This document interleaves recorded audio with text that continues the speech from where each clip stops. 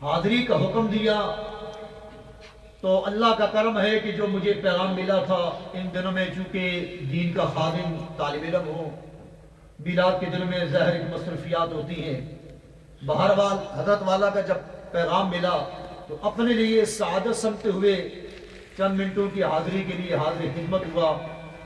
دعا ہے خداوند کریم میری حاضری آپ بزرگوں کی آمد اپنی بارگاہ میں درجہ قبولیت تک پہنچائے اور ہم سب کے لیے من جملہ گناہوں کا کفارہ بنائے۔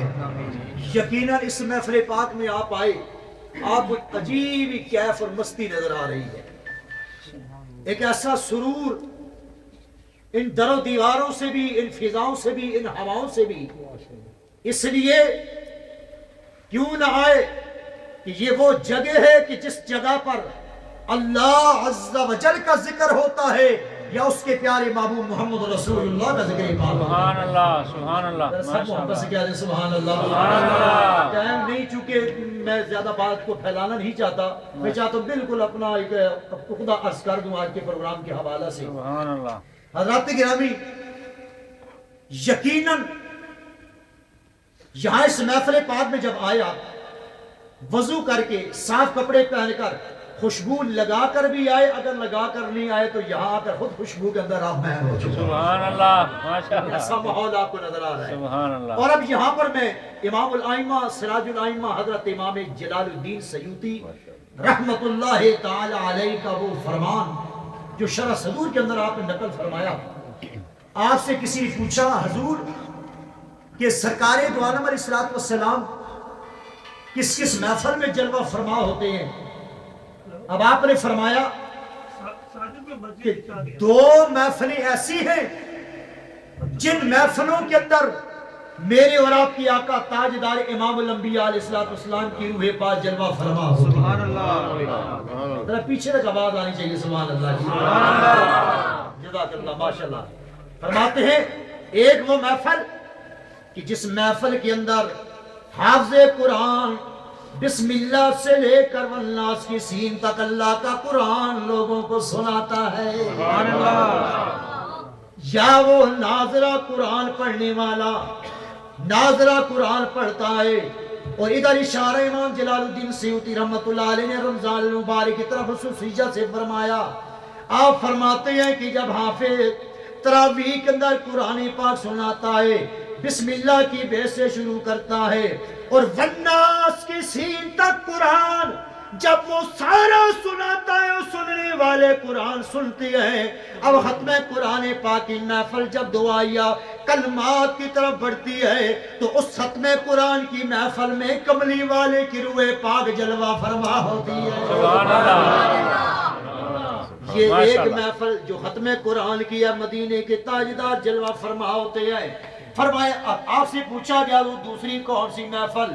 امام جلال الدین سیوطی رحمت اللہ تعالی علیہ آپ فرماتے ہیں دوسری وہ محفل ہے جس جگہ پر، جس محفل پر کملی والے کے میلاد کا ذکر پاک کیا جائے۔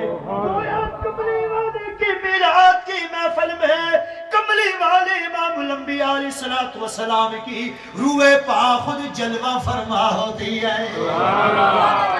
یہ دو محفلیں ایسی ہیں جن محفلوں میں اللہ کے پیارے محبوب علیہ السلام کی روح پاک خصوصیت سے جلوہ فرما، اور ویسے بھی حلقہ جو ذکر ہوتا ہے ان ذکر کی مجالس میں رحمت کے فرشتے نوری پروں سے محفل کو ڈھانک لیتے ہیں اور دعائیہ کلمات پر اس محفل کی سوغات کو لے کر آسمان بالا پر چلے جاتے ہیں۔ سبحان اللہ۔ اور ہمارا ایمان ہے، دیکھیے جناب سلیمان علیہ السلام اللہ کے پیغمبر تشریف لا رہے ہیں، مشہور واقعہ آپ نے سنا قرآن کی روشنی میں کہ چیونٹی کہنے لگی اپنی رعایا سے، اے میری ساتھیوں اپنی اپنی بلوں میں داخل ہو جاؤ، سوراخوں میں داخل ہو جاؤ، اس لیے کہ جناب سلیمان علیہ نبی علیہ السلام اپنے لاؤ لشکر کے ساتھ آ رہے ہیں، کہیں بے خبری میں لشکر آپ کو کچل نہ ڈالے۔ حضرات گرامی قرآن بتاتا ہے اللہ کے نبی کئی کوس پیچھے تھے، کئی میل دور تھے، آپ نے دور سے چونٹی کی آواز کو سن لیا اور قرآن کہتا ہے فَتَبَسَّمَ ضَاحِكًا مِّن قَوْلِهَا۔ آج تک سائنس اتنی ترقی کر گئی حضرت قبلہ پیر طریقت سائنس اتنے عروج پر ہے، مریخ سے اوپر مریخ تک جانے کے دعوے ہیں، تو آج تک کوئی ایسا سائنسی آلہ ایجاد نہیں ہوا کہ جس آلے نے چونٹی کی آواز کو کیچ کیا اور اس کے الفاظ کو سمجھا ہو، پہچانا ہو کیا کہہ رہی ہے۔ قربان جاؤں، جہاں سائنس دم توڑ جاتی ہے وہاں اللہ کے پیاروں کے علم کی ابتدا شروع ہوتی ہے۔ سبحان اللہ، سبحان اللہ۔ اللہ کے پیارے پیغمبر نے چونٹی کو بھی پہچان لیا، یہ عام چونٹی نہیں ہے، چونٹی عام نہیں ہے، بلکہ چونٹیوں کی لیڈر ہے، ہیڈ آف دی چونٹی ہے، چونٹی کی سردار ملکہ۔ وہ کہنے لگی میری رعایا اپنی بلوں میں چلی جاؤ، سراہوں میں چلی جاؤ۔ معلوم ہوا اللہ کے نبی نے یہ بھی پہچان لیا یہ چونٹی کی سردار کیا کہہ رہی ہے، وہ لفظ بھی پہچان لیے، اس پر تبسم بھی فرما لیا۔ میرا وجدان، میرا ایمان، میرا عقیدہ یہ ہے کہ حضرت سلیمان علیہ السلام اگر کئی میل دور چونٹی کی آواز کو سن سکتے ہیں تو کملی والے کے علم کا کیا کہنا، کملی والے کی شان کا کیا کہنا۔ سلیمان علیہ السلام تو میرے کملی والے کی امتی ہے۔ سبحان اللہ، نعرہ تکبیر، اللہ اکبر، نعرہ رسالت، یا رسول اللہ، جشن میلاد مصطفیٰ۔ مرحبا۔ سلیمان علیہ السلام تو آمنہ کے لال در یتیم کے امتی ہیں۔ میثاق والے دن رب کائنات نے وعدہ لیا تھا سارے نبیوں سے، لَتُؤْمِنُنَّ بِهِ وَلَتَنْصُرُنَّهُ۔ سبحان اللہ، ماشاء میرے اللہ۔ محبوب پر ایمان بھی لانا، مدد بھی کرنا، ادھر نہیں جانا چاہتا۔ سلیمان پیغمبر کی یہ شان ہے، کئی میل دور چونٹی کی آواز کو سن لیا تو جو نبیوں کے سردار اولو العظم رسول ہیں، اللہ کے پیارے حبیب گنبد حضرہ میں آرام فرماؤ کے ادارہ مصباح القرآن میں بیٹھ کر کملی والی کا میلاد منانے والے، ذکر کرنے والے غلاموں کے اعمال اور ذکر کو بھی دیکھو سن رہے ہیں۔ سبحان اللہ، ماشاء اللہ، بے شک۔ میرے کملی والے آقا امام الانبیاء علیہ السلام کا میلاد منانے والوں، جو گناہ آج ہم کر رہے ہیں 15ویں صدی جا رہی ہے، کملی والے نے کبھی غار حرا، کبھی غار ثور، کبھی جبل صلا کے غاروں میں جا کر سر انور سجدے میں رکھ کر رو رو کر دعائیں مانگی ہیں۔ سبحان اللہ، بے کیوں شک، نہ میلاد منائیں؟ اسی واسطے تے شاعر نے کیا خوب کہا، ماشاء اللہ۔ کہتا ہے کہ واسطے امت کی جو غاروں میں رویا وہ نبی، آہا، سبحان اللہ۔